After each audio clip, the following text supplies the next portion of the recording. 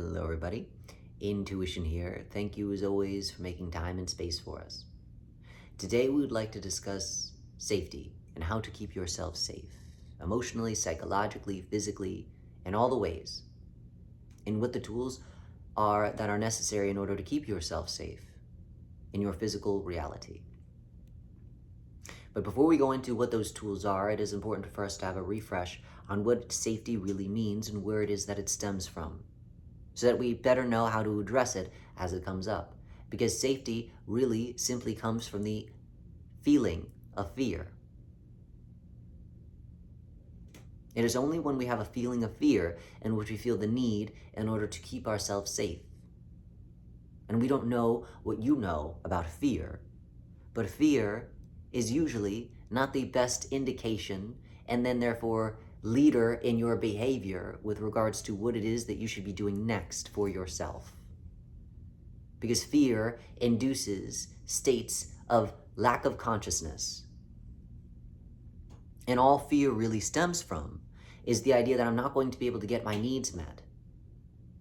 Whatever that is. I'm not going to get the bodily need met of safety with regards to me keeping myself alive.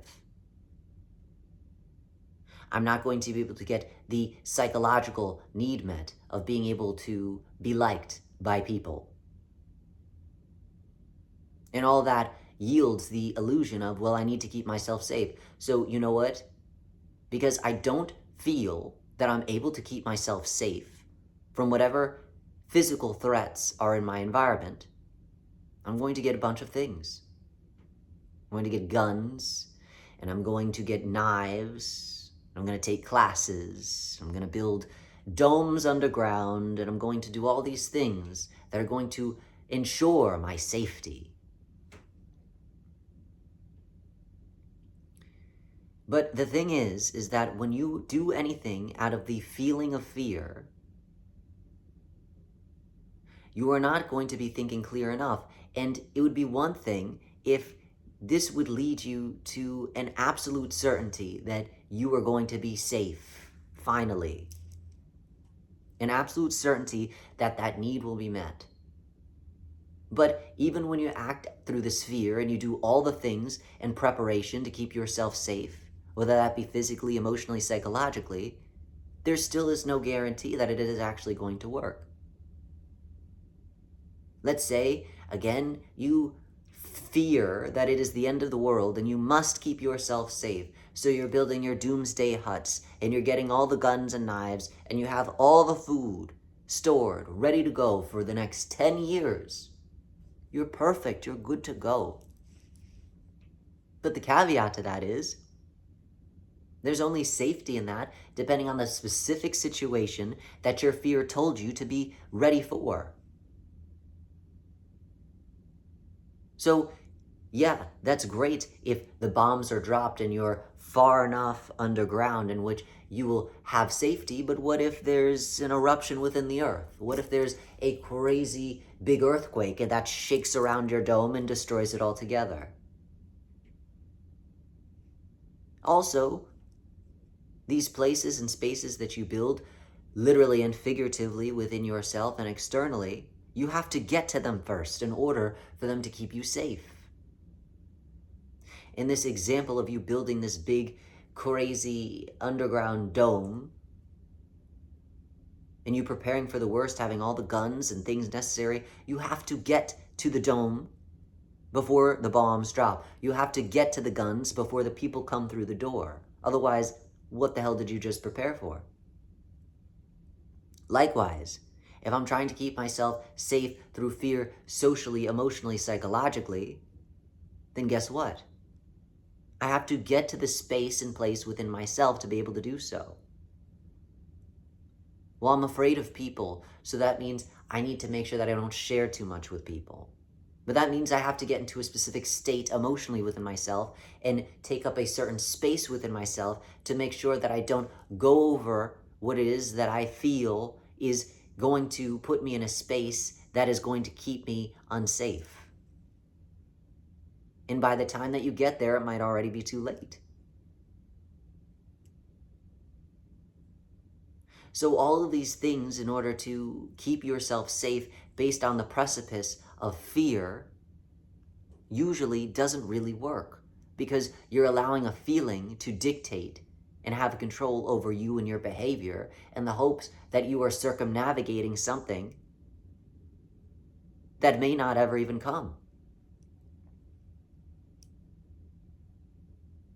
And so do with that what you will, but that sounds silly to us when you're going so far out of your way making decisions out of a place and a space of fear, when you can be making decisions based on something that is a lot more informational and intuitive than the feeling and the illusion of fear. Because if you know yourself, then you know that you will always get your needs met.